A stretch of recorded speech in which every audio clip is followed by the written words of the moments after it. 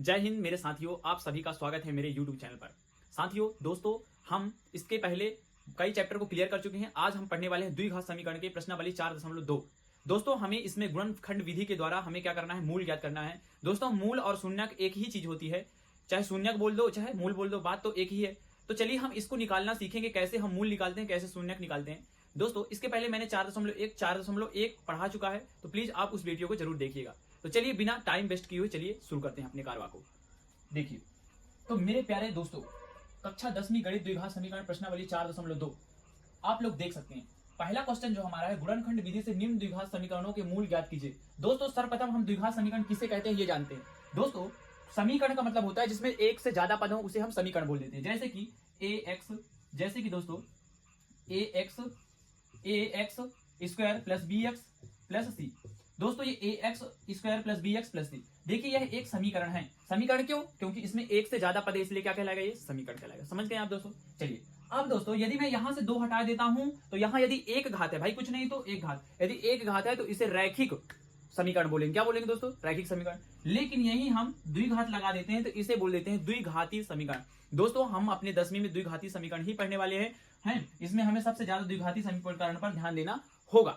चलिए, तो आप जान चुके हैं जिसमें 2 घात हो, ऐसा समीकरण जिसमें 2 घात हो उसे हम द्विघाती समीकरण कहते हैं दोस्तों। चलिए आगे बढ़ते हैं। इसके बाद क्या है, देख लीजिए। इसके बाद क्या है कि बोल रखा है कि गुणनखंड विधि से द्विघात समीकरण के मूल ज्ञात कीजिए। दोस्तों, मूल ज्ञात और शून्यक बात एक ही है। चलिए हम मूल ज्ञात करते हैं, कैसे हम मूल निकाल सकते हैं, उनके मान निकाल सकते हैं। ठीक है, तो आगे बढ़ते हैं। देखिए, x square minus 3x minus 10, इसे हम गुणनखंड करने के लिए हम दोस्तों इन्हें तोड़ना पड़ेगा। तो हमें बीच की जो भी टर्म होती है उसे हम विभक्त करना पड़ता है दोस्तों। इसको विभक्त करने के लिए क्या करेंगे कि इसका मतलब यहां यदि एक कुछ नहीं है तो एक, इसका इससे गुणा करोगे 10 ही आना है। कहने का मतलब यदि गुणा करने पर 10 आना चाहिए दोस्तों, कितना आना चाहिए, 10, और घटाने पर माइनस 3x आना चाहिए। इसका मतलब दोस्तों यदि हम माइनस x ले लें और प्लस का 2x ले लें तो इसका गुणा करोगे तो 10 आ जाएगा, और 5 में से 2 निकल जाए, 2 घट जाएगा तो कितना, माइनस का 3x आएगा। इसका मतलब हम 3x को 2x माइनस 5x लिख सकते हैं कि नहीं दोस्तों? आना तो माइनस 3x है, हमें तोड़ना है, इसको गुणनखंड विधि से करना है। तो x स्क्वायर माइनस, फिर क्या आएगा, यहाँ प्लस का 2x दोस्तों और माइनस का 5x, और ये 10 इक्वल टू 0। इसमें किसी कोई दिक्कत, हमें मध्य पद को विभक्त करना रहता है दोस्तों, और कुछ नहीं। चलिए आगे बढ़ते हैं दोस्तों। साथियों, चलो देखो इधर, अब क्या करेंगे, इससे x कॉमन आ जाएगा। ठीक है, x भाई x इंटू मतलब x स्क्वायर को हम x इंटू x लिख सकते हैं, नहीं तो एक x आ गया बाहर, एक x बाहर आ गया तो एक x अंदर बचेगा। इससे x बाहर आ गया तो क्या बचा, अंदर 2 बचा दोस्तों। यहाँ भी माइनस 5 कॉमन आ जाएगा, अंदर क्या बचा इसका x, भाई 10 को हम 5 इंटू 2 लिख सकते हैं। इसका मतलब इससे x बाहर आ गया तो अंदर क्या बचेगा दोस्तों, प्लस का 2। क्यों, हमें माइनस लाने, इसलिए माइनस प्लस का 2। इतना समझ में आया दोस्तों? चलिए आगे बढ़ते हैं। चलिए मेरे दोस्तों, चलिए। तो दोस्तों यहां से हमें 2 मूल आ गए, x माइनस 5 और x प्लस 2। इसमें किसी कोई दिक्कत नहीं होनी चाहिए। x माइनस 5 इक्वल टू करोगे 0 और आ जाएगा हमारा x समान 5। ये हमारा एक मूल हो गया।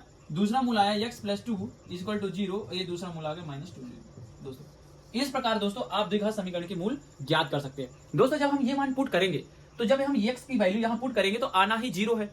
यही तो शून्यक है कि ये पूरे समीकरण का मान 0 कर दें, इसको रखेंगे तो ये 0 कर देंगे, और यही हमारा मूल है दोस्तों। इस प्रकार हम द्विघात समीकरण को गुणनखंड विधि के द्वारा मूल ज्ञात कर सकते हैं दोस्तों। चलिए आप स्क्रीनशॉट ले लीजिए। चलिए ये लीजिए, स्क्रीनशॉट ले लीजिए। तो समझ में आ गया? ठीक है, अब ये वाला हमारा पूरा हो चुका है। इसमें कोई डाउट हो तो प्लीज कमेंट करिएगा।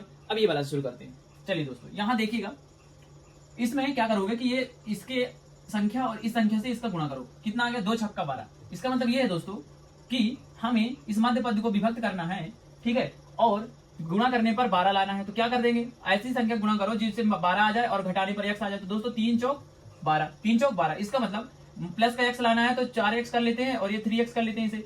इसका मतलब ये है दोस्तों, इसका गुणा करोगे तो आना तो 12 ही है। 3 चौक 12, ये फिट हो गया भाई। इसका इससे गुणा करो तो 12 आ गया। 3 चौक 12 और 4 में से घटाओगे -3 को तो प्लस का x आना है दोस्तों। इसका मतलब हम इसको इस प्रकार लिख सकते हैं, x को विभक्त इस प्रकार कर सकते हैं दोस्तों, 3x और 4x के रूप में लिख सकते हैं। चलिए आगे बढ़ते बिना देरी करते हुए।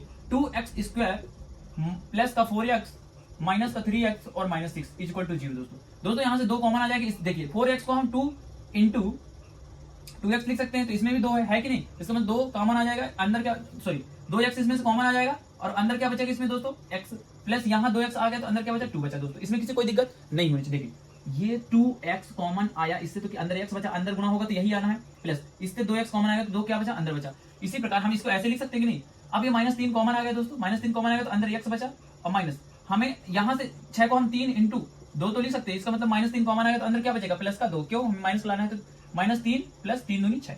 दोस्तों इतना समझ में आ गया होगा आपको। अब ये प्लस कैसे आया, क्यों ले रहे हैं प्लस, क्योंकि हमें माइनस लाना है, यदि अंदर गुणा होगा तो यही तो लाना है, ठीक है। तो एक हमें समीकरण मिल गया, हमें एक मिल गई टर्म ये और एक मिल गई ये। दोस्तों इसे 2x - 3 इक्वल टू 0 करोगे और x + 2 इक्वल टू 0 करोगे तो हमें यहां से जो मान मिलेगा, दो मूल मिलेंगे, x बराबर 3/2 और यहां से x बराबर -2। दोस्तों इस प्रकार से हम मूल ज्ञात कर सकते हैं।